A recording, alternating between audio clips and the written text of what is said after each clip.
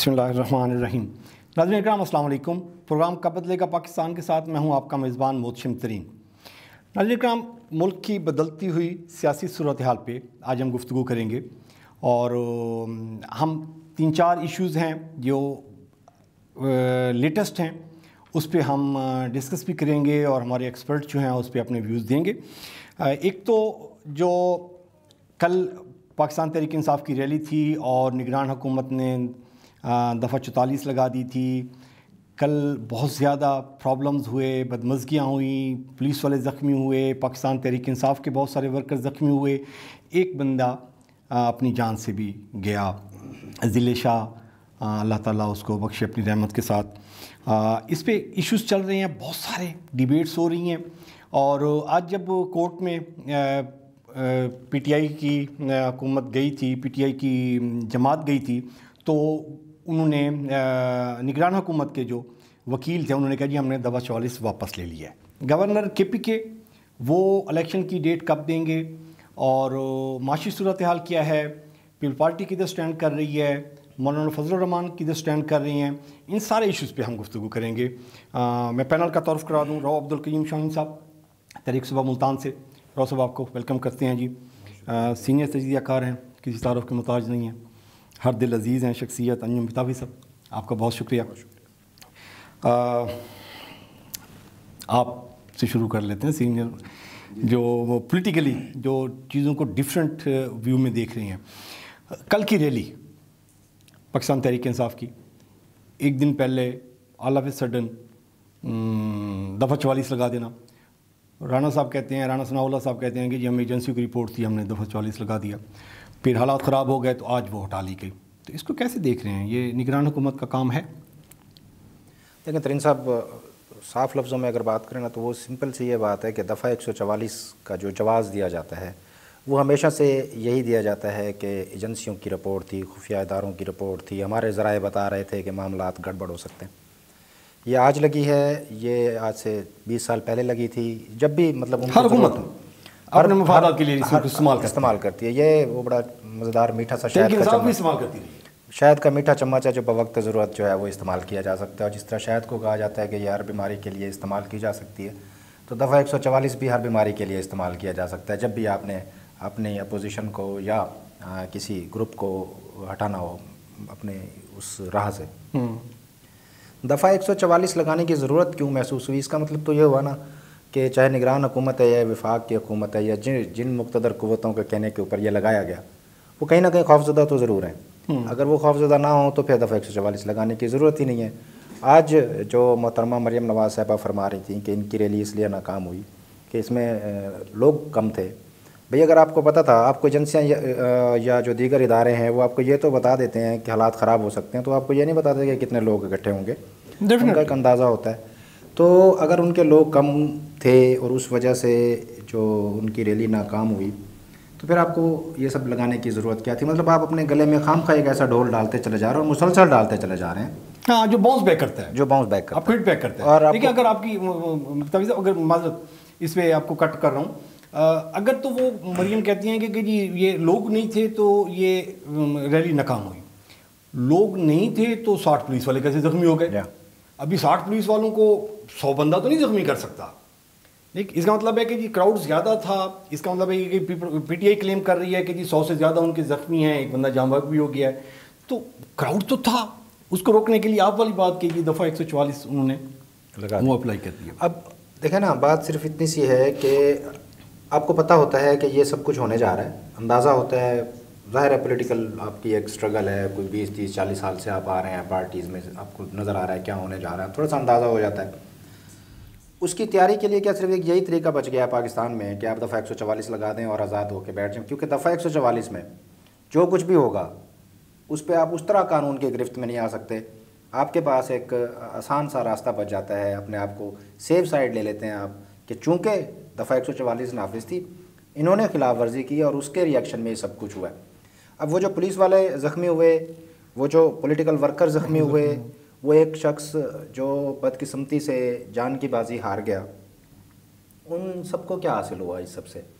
मतलब आप पॉलिटिकल जो ग्राउंड्स सेट करते चले जा रहे हैं, मुसलसल सेट करते चले जा रहे हैं। सारी सियासी जमातों की बात कर रहा हूँ, किसी एक का नाम लिए बगैर। आपको तो चाहिए ये कि आप उनको पॉलिटिकल विजन दें, अपने वर्कर्स को पॉलिटिकल विजन दें, बजाय इसके कि आप उनको पॉलिटिकल विजन दें आप मुतशद्दिद रास्ते पे चल पड़े। पुलिस का कोई तुक नहीं बनता किसी भी हवाले से, किसी भी फोरम के ऊपर, पंजाब पुलिस हो, सिंध KP या कोई और पुलिस हो या कोई और कानून नाफिज करने वाला इदारा हो, तशद्दुद को किसी सूरत में ना जस्टिफाई किया जा सकता है और ना उसकी इजाज़त दी जा सकती है। और बदकिस्मती से तमाम सियासी पार्टियाँ जो बरसरे इक़्तिदार रहीं, उन्होंने इस मसले के पायदार और मुस्तकिल हल के लिए कहीं पर भी कोई काम नहीं किया। किसी ने भी हल निकालने की बजाय ब्लेम गेम चल रही है। तमाम सियासी पार्टियां इस वक्त सिर्फ एक ही मिशन लेके खड़ी हुई हैं। किसी को कोई परवाह नहीं है कि आवाम के साथ क्या हो रहा है। आवाम आटे की चीनी की लाइनों में लगी हुई है, जलील हो रही है, पैसे जेब में है। वो पैसे वो कहाँ से लेके आए, ये एक अलग बात है। उसके लिए उसने आटा ख़रीदने के लिए पैसे कहाँ से अरेंज किए, इसको भी साइड पर रख दें।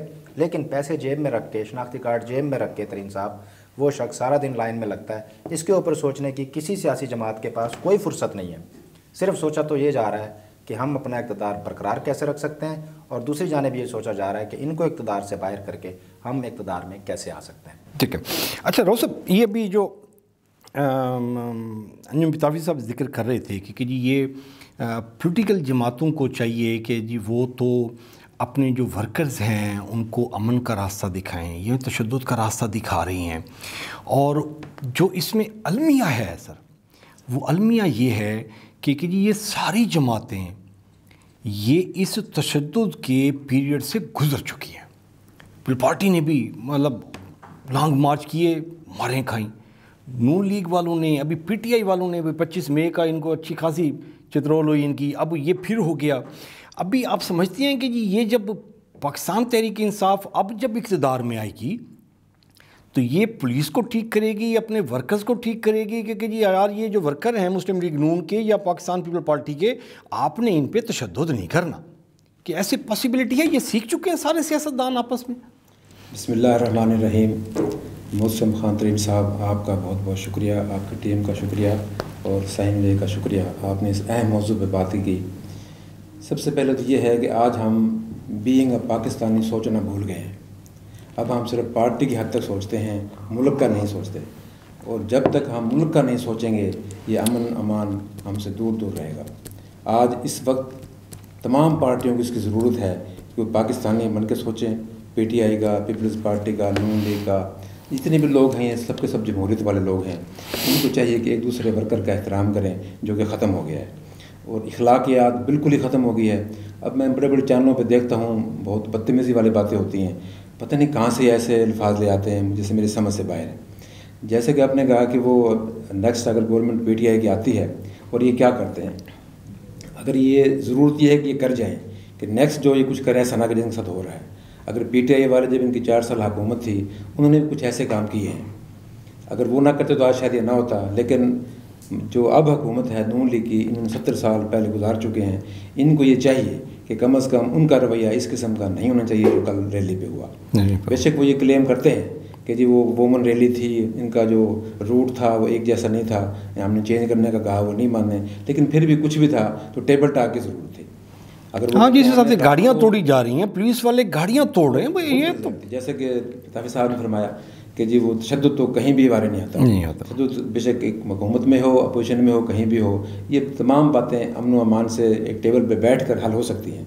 इतना बड़ा मसला नहीं है। पंजाब में इलेक्शन का ऐलान हो गया है तो गवर्नर KP के भी ऐलान कर दें, रिजल्ट जो अच्छा अभी वो उस पर पंजाब में तो इलेक्शन शेड्यूल का ऐलान हो गया है।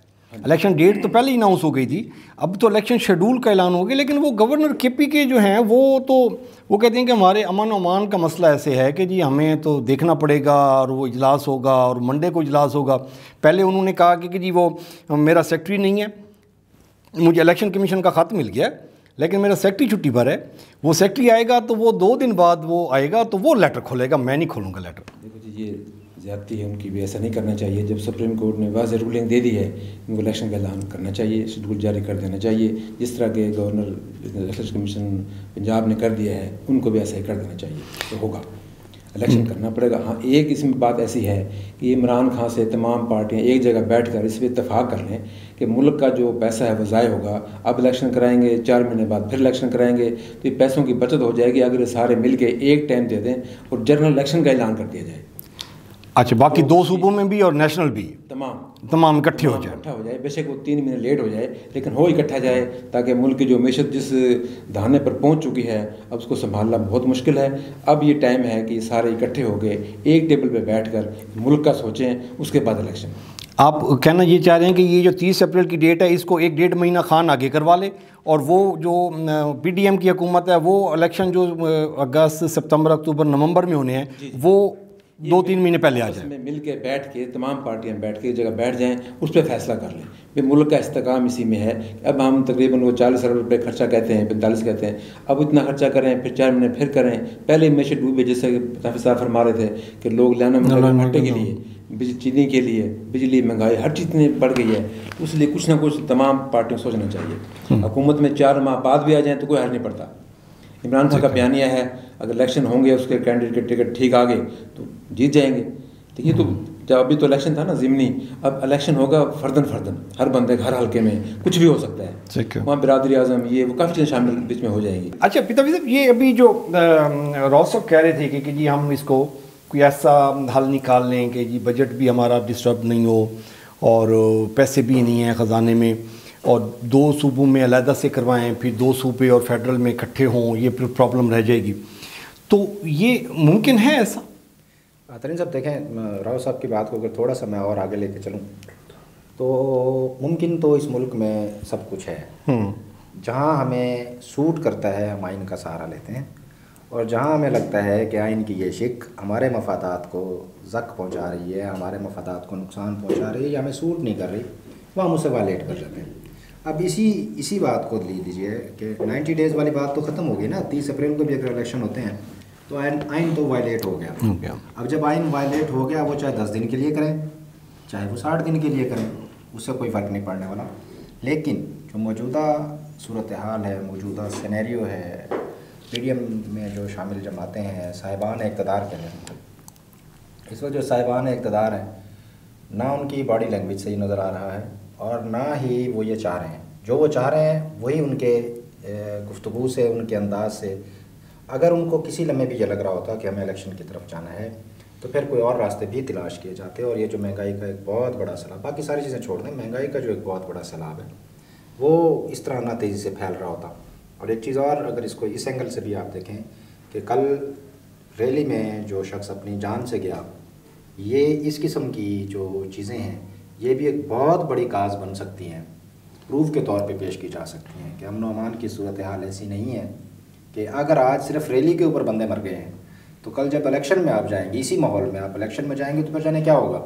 तो बेहतर यह है कि फ़िलहाल सारे माहौल को ठंडा किया जाए। ये एक प्ली इख्तियार की जा सकती है जब वो अभी, क्योंकि जो गवर्नमेंट है उसने इलेक्शन वाला जो फ़ैसला है कोर्ट का, उस पर नज़र षानी की अपील जो है अभी तक उनकी फ़ाइल नहीं हुई है, और वो कुछ कानूनी मूशगाफियाँ जो हैं वो तलाश करते फिर रहे हैं कि कहाँ से हमें रास्ता मिल सकता है कि हम इस फैसले में अमेंडमेंट करा सकें, और वो इसकी तरफ जाएंगे ज़रूर। यहाँ तक गुफ्तगू है जी, और यहाँ टाइम हुआ शॉर्ट ब्रेक का। Stay tuned with SK news.